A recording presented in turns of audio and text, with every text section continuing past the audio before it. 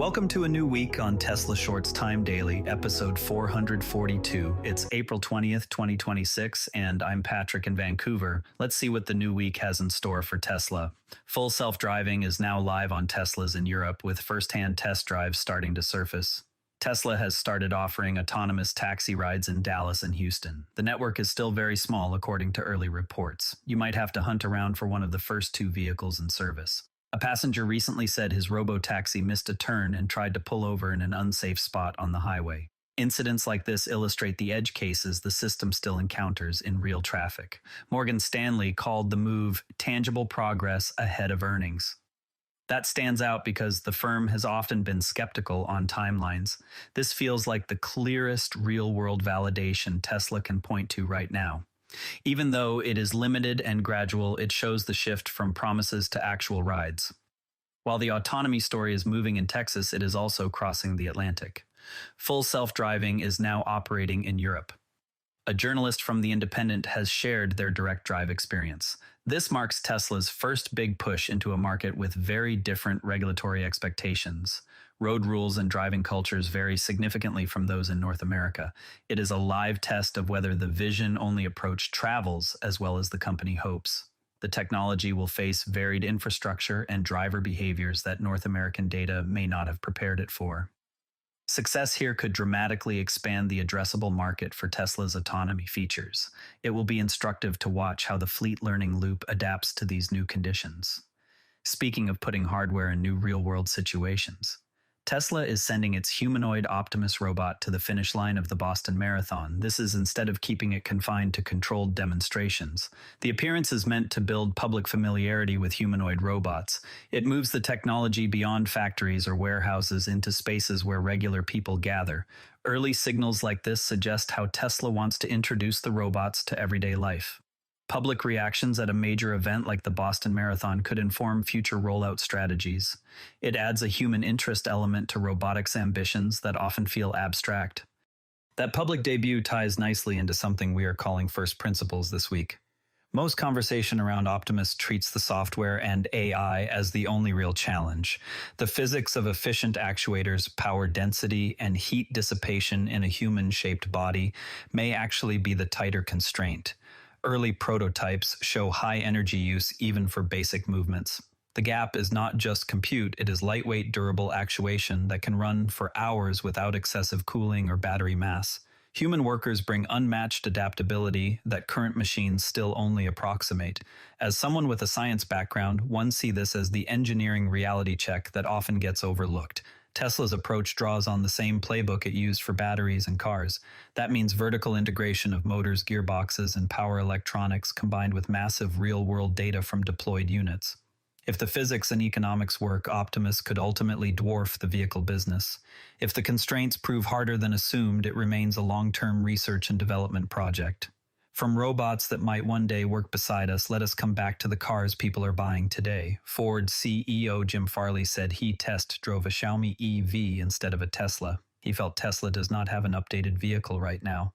Elon Musk responded by highlighting what he sees as a key limiting factor for foreign companies in China. The exchange shows how quickly Chinese brands are iterating on both vehicles and technology. It underscores how central China remains to the entire EV conversation.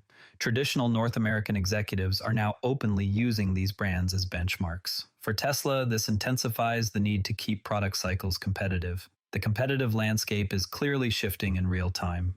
The Model Y is still posting strong sales in several markets. Fresh competition is arriving with better pricing features and local incentives in different regions. Segment leadership that once looked comfortable is now being challenged piece by piece. Customers have more credible choices than they did even a year ago. Tesla will need to keep refining the product to hold its edge. This pressure reflects a maturing market where advantages must be earned continuously. It is a healthy development for buyers, even if it complicates life for manufacturers. Some longtime Tesla owners are expressing real frustration with self-driving promises. The Wall Street Journal captured stories of people who feel let down by how slowly certain capabilities have matured. Expectations set years ago have not fully materialized for them. This disappointment is genuine, and it can erode trust over time. Tesla continues pushing updates through its fleet learning loop, which remains a unique advantage.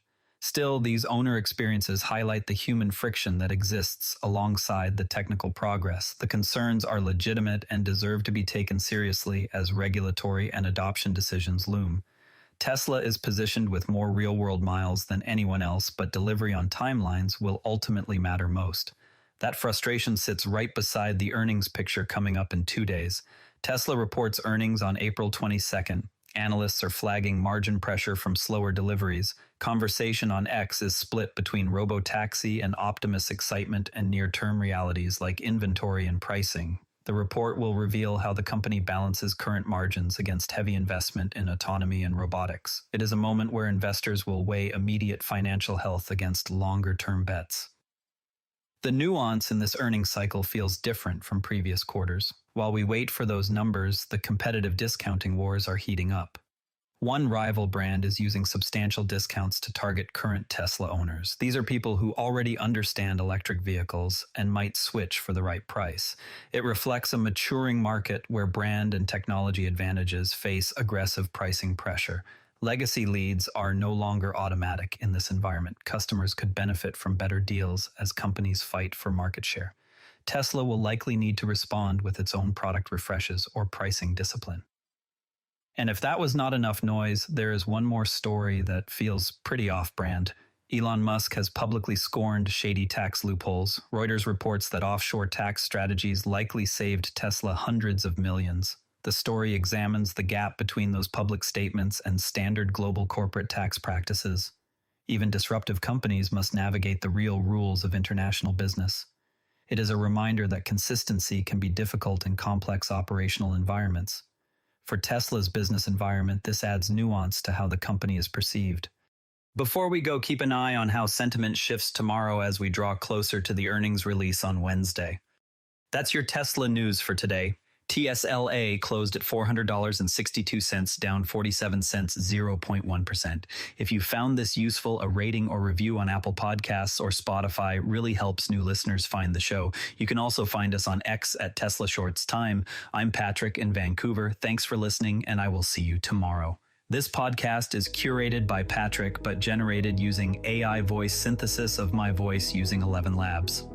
The primary reason to do this is I unfortunately don't have the time to be consistent with generating all the content and wanted to focus on creating consistent and regular episodes for all the themes that I enjoy, and I hope others do as well.